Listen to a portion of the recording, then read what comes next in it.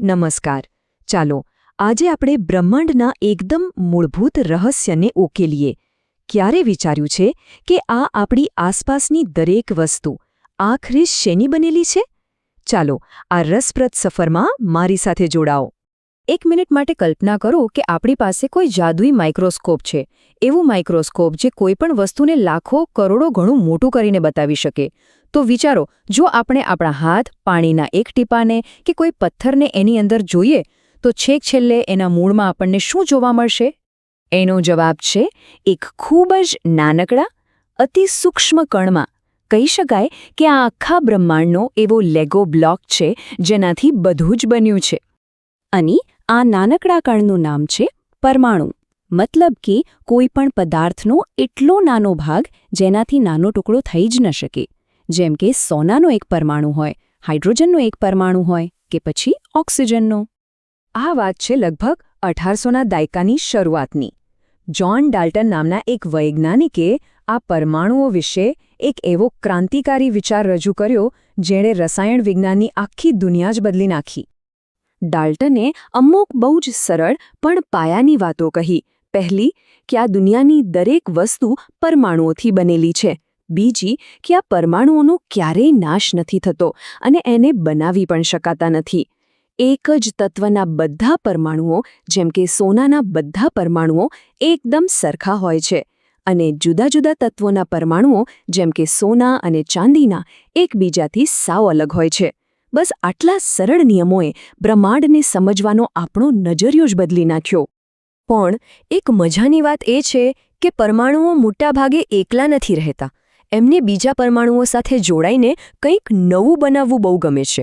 અને બસ જ્યારે પરમાણુઓ એકબીજા સાથે જોડાય છે ત્યારે જ એક જાદુ થાય છે અને બને છે અણુ. તો અણુ એટલે શું? સિમ્પલ. 2 કે તેથી વધારે પરમાણુઓ જ્યારે રાસાયણિક રીતે જોડાઈને એક ગ્રુપ બનાવે એને અણુ કહેવાય.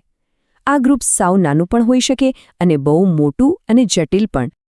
અણુને એક ટીમની જેમ સમજી શકાય. હવે ક્યારેક કેવું હોય કે ટીમમાં બધા ખેલાડીઓ સરખા જ હોય. જેમ કે ઓક્સિજન ગેસ એટલે કે O2. એમાં ઓક્સિજનના જ 2 પરમાણુઓ હોય છે. તો ક્યારેક ટીમમાં અલગ અલગ ખેલાડીઓ પણ હોય છે, જેમ કે પાણી એટલે કે H2O. આ ટીમમાં હાઇડ્રોજનના 2 અને ઓક્સિજનનો 1 પરમાણુ હોય છે. પણ સવાલ એ છે કે આ પરમાણુઓ જોડાય છે કઈ રીતે? શું એમ જ ગમે તેમ જોડાઈ જાય? ના, બિલકુલ નહીં. એમના જોડાવા પાછળ અમુક પાકા નિયમો કામ કરે છે. ચાલો જોઈએ કયા છે એ નિયમો. પહેલો અને સૌથી અગત્યનો નિયમ છે દળ સંરક્ષણનો નિયમ. આ નિયમ શું કહે છે? એ કહે છે કે તમે કોઈ પણ રાસાયણિક પ્રક્રિયામાં દ્રવ્ય બનાવી પણ નથી શકતા અને એનો નાશ પણ નથી કરી શકતા. તમે ખાલી એના સ્વરૂપને બદલી શકો છો. બસ. આને એક ઉદાહરણથી સમજીએ. ધારો કે કાર્બન અને ઓક્સિજન ભેગા મળીને કાર્બન ડાયોક્સાઇડ બનાવે છે. તો જેટલું વજન પ્રક્રિયા શરૂ થઈ એ પહેલાં કાર્બન અને ઓક્સિજનનું હતું, બરાબર એટલું જ વજન પ્રક્રિયા પૂરી થયા પછી બનેલા કાર્બન ડાયોક્સાઇડનું હશે. 1 ગ્રામ પણ ઓછું નહીં, 1 ગ્રામ પણ વધારે નહીં, બધું જ સરભર.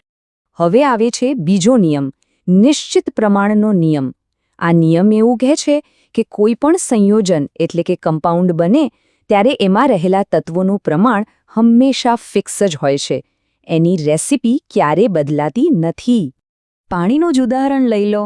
આપણે પાણી નદીમાંથી લઈએ, દરિયામાંથી લઈએ, વરસાદનું લઈએ કે પછી લેબમાં બનાવીએ, એ હંમેશા H2O જ રહેશે.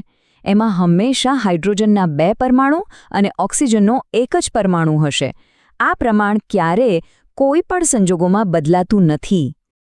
હવે વૈજ્ઞાનિકોએ વિચાર્યું કે આ બધા જોડાણોને વારે વારે લાંબુ લખવા કરતાં કોઈ ટૂંકી રીત હોવી જોઈએ. અને આ જ વિચારમાંથી જન્મ થયો રસાયણશાસ્ત્રની પોતાની ભાષાનો. અને આ ભાષા એટલે રાસાયણિક સૂત્રો, કેમિકલ ફોર્મ્યુલા. આ એક જાતનો શોર્ટકટ છે જે આપણને ફટાફટ કહી દે છે કે કોઈ અણુમાં કયા કયા પરમાણુઓ છે અને એમની સંખ્યા કેટલી છે. તો કોઈ પણ સંયોજનનું સૂત્ર લખવું કઈ રીતે? બહુ સહેલું છે. જેમ કે કેલ્શિયમ ક્લોરાઇડ. પહેલાં બંને તત્વોની સંજ્ઞા લખો, એટલે કે Ca અને Cl. પછી એમની સંયોજકતા એટલે કે જોડાવાની તાકાત યાદ કરો. અને બસ એ સંયોજકતાના આંકડાઓની અદલાબદલી કરી નાખો એટલે તમને અંતિમ સૂત્ર મળી જશે CaCl2 સિમ્પલ. ઓકે, તો આપણને ખબર પડી ગઈ કે પરમાણુ શું છે અને જોડાય કેવી રીતે. પણ હવે એક મોટો સવાલ, આ પરમાણુઓ તો અતિશય નાના હોય છે, તો એને ગણવા કઈ રીતે? કોઈ કેવી રીતે કહી શકે કે આટલા ગ્રામમાં કેટલા પરમાણુ હશે? આ સમસ્યાનો ઉકેલ લાવવા માટે વૈજ્ઞાનિકોએ એક ખાસ નંબરનો ઉપયોગ કર્યો. એક એવો નંબર જે એટલો મોટો છે કે એની કલ્પના કરવી પણ અઘરી છે. આ વિરાટ સંખ્યા છે 6.022 ગુણ્યા 1023 ઘાત. અને આ જાદુઈ નંબરને એવોગેડ્રો અંક તરીકે ઓળખવામાં આવે છે. આ જ સંખ્યા મોલ નામના એક બહુ જ મહત્વના કોન્સેપ્ટનો પાયો છે. તો આ મોલ વળી શું છે? ગભરાશો નહીં. જેમ આપણે 12 નંગ માટે ડઝન શબ્દ વાપરીએ છીએ, બસ એ જ રીતે વૈજ્ઞાનિકો પરમાણુઓ અને અણુઓ જેવા અતિ સૂક્ષ્મ કણોને ગણવા માટે મોલ શબ્દ વાપરે છે. એક મોલ એટલે સીધા સાધા 6.022 ગુણ્યા 1023 ઘાત જેટલા કણ. તો આ બધા કોન્સેપ્ટ સમજવાનો ફાયદો શું?